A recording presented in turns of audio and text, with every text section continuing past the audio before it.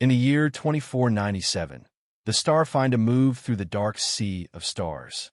It was a large research vessel built to explore deep space. Its mission was simple: find new systems, map uncharted regions, and report back to the Galactic Council. Commander Elias Vance stood on the bridge. His hands rested behind his back, and his eyes watched the empty void through the large front window. He had spent over 20 years in space, but this part of the Orion sector was the most silent place he had ever seen. Not a single ship, planet, or station had appeared on their scans for days. The crew worked quietly around him. Some checked navigation. Others monitored systems. All waited for something, anything, to break the silence. Then it came. A loud beep echoed through the bridge. Officer Reyna, the communications chief, leaned forward. Her face showed surprise. "Commander," she said, turning to face Vance. "We've picked up a signal." Vance stepped closer. "Source." Reyna tapped a few buttons. "It's coming from grid sector 19 Delta. Close. Less than 500 clicks." The crew grew silent, listening as she adjusted the speakers. A faint, broken message filled the air. Static mixed with a single word, repeating over and over. "Help! Help! Help!" Vance felt the air change. For days, they've found nothing. Now, an old distress signal called to them from the dark. "Can you clean it up?" Vance asked. Reyna shook her head. "It's weak, but it's real." Lieutenant Mason, the ship's pilot, turned in his seat. "Should we change course, sir?" Vance nodded. "Yes. Plot a direct path. Bring us closer." The engines hummed as the Starfinder shifted direction. Minutes later, a shape appeared on the scanner. It was a ship, drifting. No power, no movement. Reyna zoomed in on the ship's identification.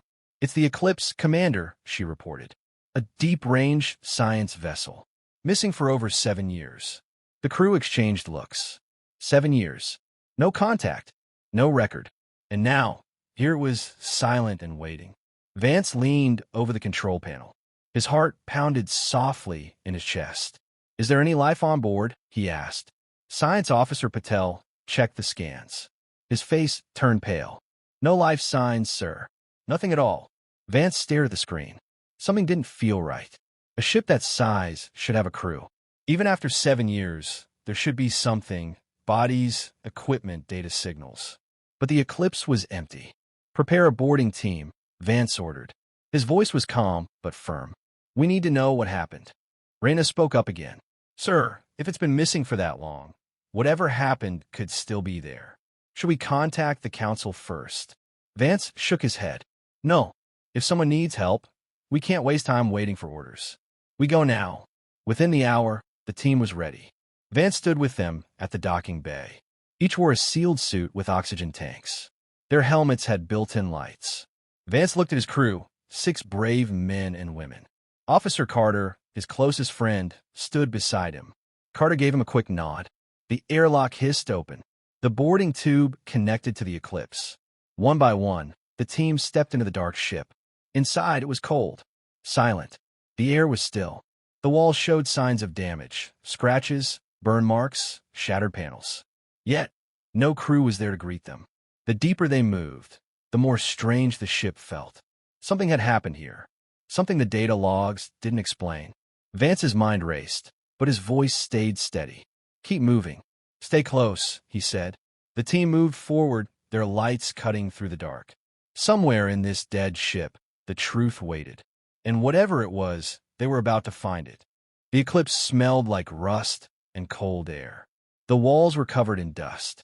Every step the team took echoed through the empty halls. It felt like the ship had been frozen in time. Commander Vance led the way, holding his scanner in one hand and his weapon in the other. His helmet light shone across broken walls and scattered tools. No bodies, no blood, no signs of life. Yet, something felt wrong. Carter walked beside him. His voice came through the helmet speakers. 7 years, and it looks like they left in a hurry. Vance nodded slowly. "I don't see any signs of a fight. No blast marks. No weapons fire. Just damage like something tore through this place." The team moved toward the command deck. Doors stood half open.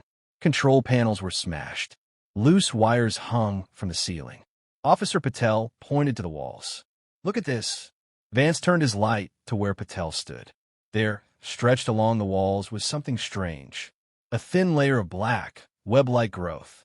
It clung to the metal like mold, but it shimmered faintly when light touched it. Carter reached out to touch it. "Don't," Vance warned quickly, but it was too late.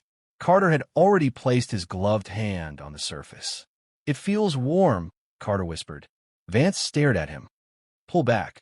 Carter let go, rubbing his hand against his suit. "It's sticky, almost alive." The rest of the team exchanged uneasy glances. Vance moved to the control station. He pressed a few buttons, trying to access the ship's logs.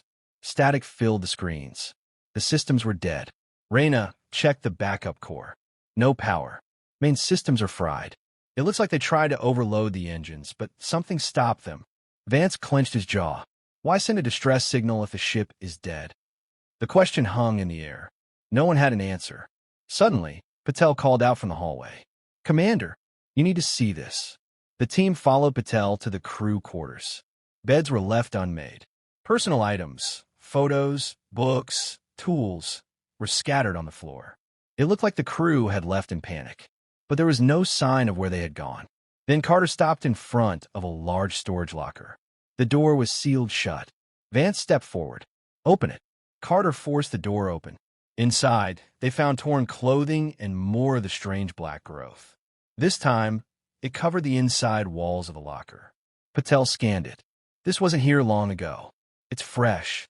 Vance felt his heart beat faster. "We're not alone," he whispered. Suddenly, Carter grabbed his head. He let out a low groan. The team turned toward him. "Carter?" Vance asked. Carter staggered back, breathing heavily. I don't feel right." Patel rushed to scan him. "Your vitals are spiking. Heart rate is high. Body temperature rising." Reyna stepped back, fear in her voice. "It's that growth that did something to him." Vance grabbed Carter by the shoulders. "We're leaving. Now." The team hurried back to the airlock. Carter struggled to keep up, but Vance stayed by his side. Once they crossed back into the Starfinder, medical officers rushed to check Carter. Vance ordered the airlock sealed. He turned to the rest of his team. "No one touches anything else. No one leaves the ship until I say so." Reyna's face showed fear. "Commander, what do we bring back with us?" Vance looked through the window at the eclipse, floating quietly in the dark. He didn't have an answer, but deep down, he knew they had already made a terrible mistake. The medbay lights hummed softly. Carter lay on the examination table, breathing hard. His skin, pale at first, had started to turn a strange shade of gray. Sweat covered his face. His eyes were open but unfocused, staring at something only he could see. Vance stood nearby, watching in silence. His hands were clenched into fists. He had seen injuries before. He had seen sickness. But this was different. This was something unknown. Dr. Hallie leaned over Carter, checking his vitals again. She looked concerned. "His body is fighting something, but I don't know what," she said softly. "Can you stop it?" Vance asked. Hallie shook her head. "I don't have anything to treat this. I've never seen anything like it. His body is changing at the cellular level. It's like something is rewriting him from the inside." Vance turned away, staring through the glass walls of the medbay. Outside, the crew moved through the ship, trying to keep busy, but fear hung in the air like thick smoke. They all knew something had followed them back. Hours passed. Carter's condition worsened. He started to mumble to himself. At first, the words made no sense. But soon, the crew heard him say the same thing over and over. "Join us, join us, join us." The words made Vance's skin crawl. Dr. Hallie called Vance back to the medbay. "Commander, look at this," she said. She pointed to Carter's skin. Tiny black lines were spreading under the surface, like roots crawling through his veins. His body twitched as if something inside him was moving on its own. Suddenly, Carter sat up straight. His eyes were wide and dark. "Carter!" Vance stepped closer, holding his breath. Carter turned his head slowly toward Vance. A strange smile formed on his lips. "They're here," Carter whispered in a voice that didn't sound like his own. Alarms blared. The lights in the hallway flickered. Reyna's voice called over the ship's comms. "Commander, We have a situation on Deck 2. Something's growing on the walls. Vance rushed out of the med bay, leaving 2 guards behind to watch Carter. When Vance reached Deck 2, he saw it. Black growth, thick and alive, spreading across the metal floor and walls. It pulsed like it was breathing, the same growth they had seen on the eclipse. Crew members stood frozen, staring at it in shock. "Seal this deck now," Vance shouted. The crew snapped into action, locking the blast doors to trap the growth inside. Vance turned to Patel. "Scan the ship. How far has this spread?" Patel ran a quick check. His face turned pale. "Multiple decks. It's moving fast, Commander. It's already in the ventilation system." Vance felt his stomach sink. It wasn't just on the walls. It was inside the ship itself. Suddenly, a scream echoed through the comms. One of the guards in the med bay. Vance and Patel rushed back. They found the med bay in chaos. One guard lay on the floor, lifeless. The other fired his weapon at Carter, who was no longer human. Carter's body had changed. His skin was gray and stretched. His eyes were black and empty. Black veins covered his arms. He moved like an animal, fast and wild. Vance pulled out his weapon. "Stand down, Carter," he shouted, but deep down, he knew Carter was gone. The infected Carter lunged at the second guard. Vance fired 3 times. The shots hit Carter in the chest, but he didn't fall. He kept moving like the bullets didn't matter. Vance aimed higher and fired again, this time hitting Carter in the head. Carter collapsed to the floor, motionless. The room fell silent. Vance lowered his weapon. His heart pounded in his chest. Dr. Hallie stood frozen in the corner, her face pale with shock. Patel whispered, "It's inside them. It's using them." Vance stared at Carter's body. It wasn't just a sickness. It was something alive, something that could take over the body and mind. The Hive. The name came to him like a whisper in the dark. Vance turned to Patel. "We need to stop it. Now." Patel looked unsure. "How?" "It's already everywhere." Vance thought for a moment. "Find where it's growing the strongest. If we can destroy the source, maybe we can stop the spread." Patel nodded and hurried to scan the ship again. Vance stood alone in the med bay, staring down at what was left of Carter. He had made a mistake boarding the Eclipse. Now, the price of that mistake was spreading through his ship, and time was running out. The Starfinder was changing. Black growth spread across every hallway. It crawled along the ceilings, the floors, and even the walls of the control deck. It moved like a living thing, pulsing softly, almost like it was breathing. Vance stood in the center of the bridge. His face was pale, his hands tight at his sides. He had seen many things in space, but nothing like this. Patel returned from the engine room. His face told Vance what he feared. "It's in the core systems, Commander. Life support, engines, communications. We're being taken over from the inside." Vance nodded slowly. He already knew, but hearing it out loud made it worse. Raina spoke from her station. "We still have 1 comm channel open, sir. I can send a message to the Council." Vance thought for a moment.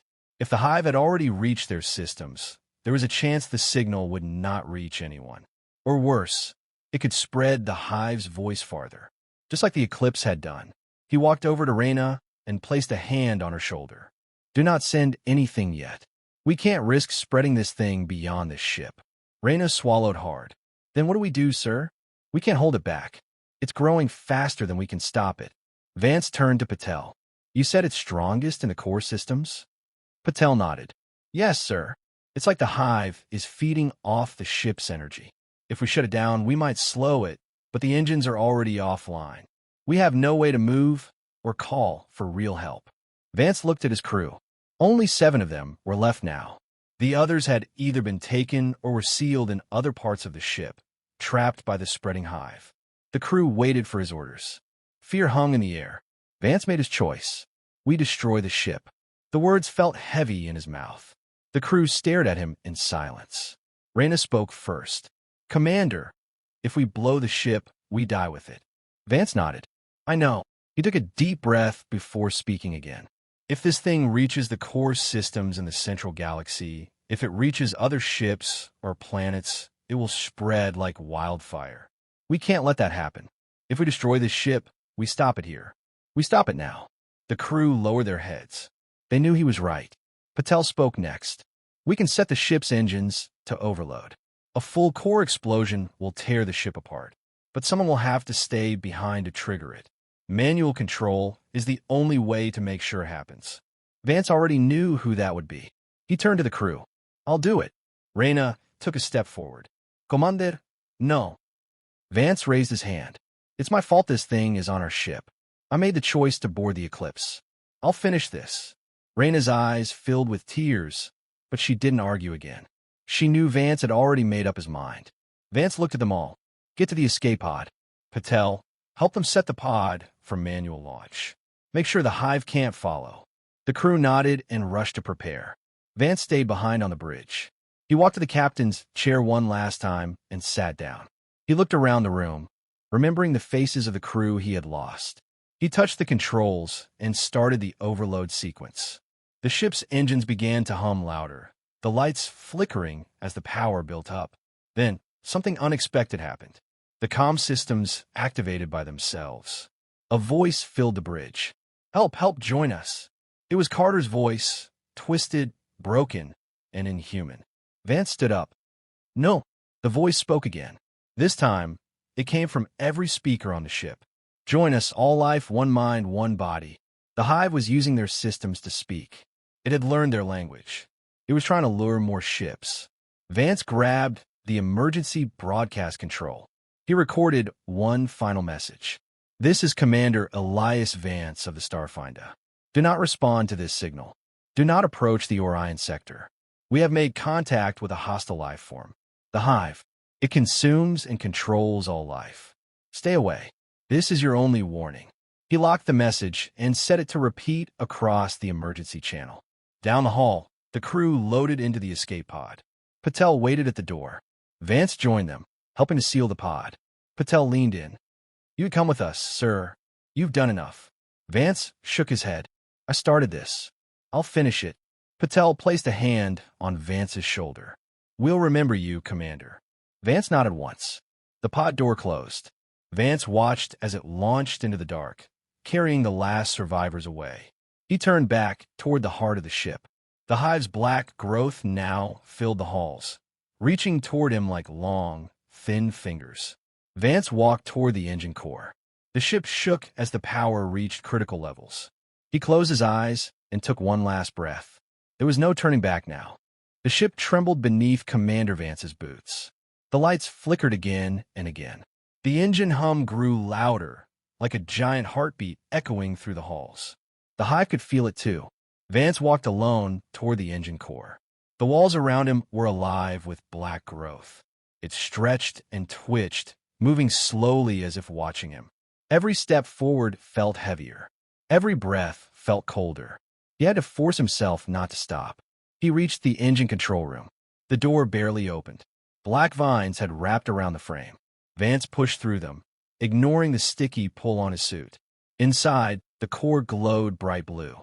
Energy built up in waves, ready to explode. Vance checked the control panel. The countdown had started, but there was still one last switch to pull, the manual override. Without it, the core would stop charging in less than 5 minutes. Vance placed his hand on the switch, but paused. A voice came from behind him. Why leave so soon, Commander? Vance froze. He knew that voice. It was Carter's. Slowly, he turned around. Carter stood in the doorway, but it wasn't really him anymore. His body was no longer fully human. His skin had turned dark gray, stretched tight over thin black veins. His eyes glowed faintly, cold and empty. The hive had taken him completely. You don't have to do this, Carter spoke again. His voice was strange, like many voices speaking as one. We can give you peace. We can give you purpose. Join us. Vance's grip on the switch tightened. You're lying, he said coldly. You're nothing but death. Carter took a step forward. The black vines on the walls moved with him, stretching toward Vance like long arms. You can't win, the hive whispered. You are alone. You are already ours. Vance took a deep breath. Not yet. He reached for his sidearm and fired. The blast hit Carter in the chest, but the hive barely flinched. Vance fired again and again, backing toward the switch. The hive moved faster now, closing in.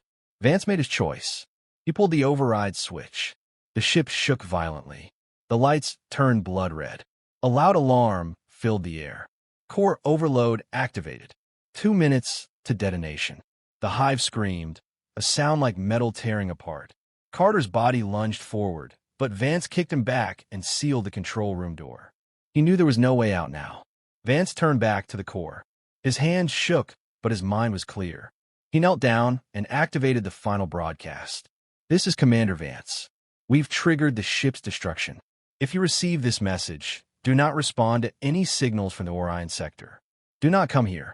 The hive must never leave this place. This is my last report." He paused for a moment, his voice softer now. "Tell my family. Tell them I'm sorry." He ended the message.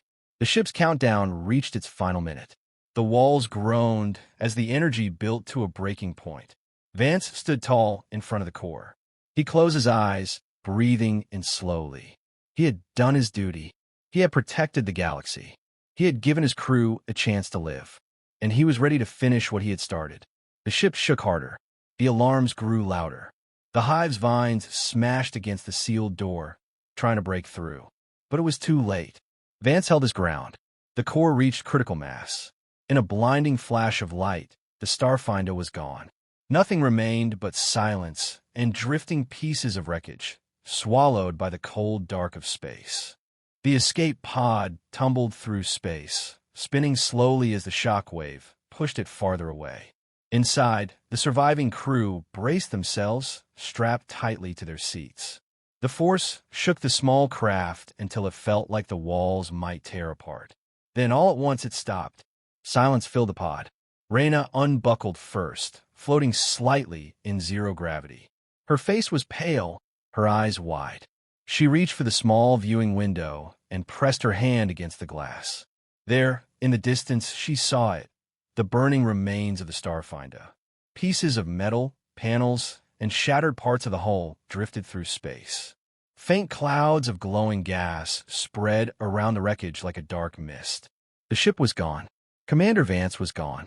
Patel floated up beside her. He didn't speak at first. He simply stared at the destruction, his face tight with pain. The other crew members joined them, all silent.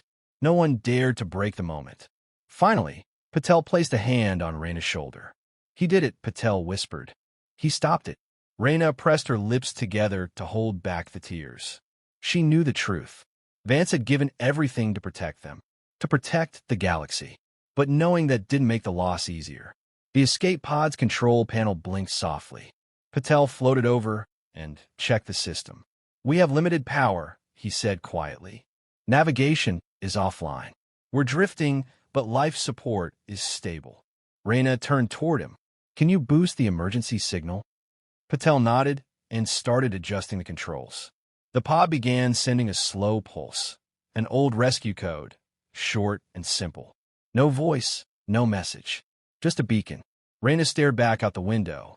The wreckage seemed to stretch forever. She thought she could almost hear Vance's last words, the warning he had sent to the galaxy. She could picture him standing at the core, refusing to run, refusing to let the hive win. Tears rolled down her face, but she didn't wipe them away. She wanted to remember this moment. Behind her, one of the younger crew members whispered, "Do you think anyone will come for us?" Reyna turned to face them all. She took a deep breath, steadying her voice. "They will," she said softly. "But we have to make sure they never forget what happened here." Patel nodded in agreement. The hive is gone, but the message must spread. No one must ever answer a signal from this place again. The crew all nodded. The weight of what they carried, the memory of Vance's sacrifice, was heavy. But they knew what they had to do. Hours passed. Days blurred together. Food and water were low, but the pod kept them alive. Finally, a faint light appeared on the scanner. A rescue ship. The crew held their breath as the large vessel approached. When the docking arm connected, the pod doors opened with a hiss of air. Medics rushed inside, checking them one by one. Reyna stood last. She turned to Patel before stepping out. "We tell them everything," she whispered. "Every word of Vance's warning." Patel nodded. "I swear." They stepped out of the pod together. The crew of the rescue ship led them to safety, but Reyna paused once more and looked back at the dark window. There, Far in the distance, she could still see the wreckage of the Starfinder, a graveyard of metal floating in the endless dark. She placed her hand on the cold wall beside her. "Thank you, Commander," she whispered.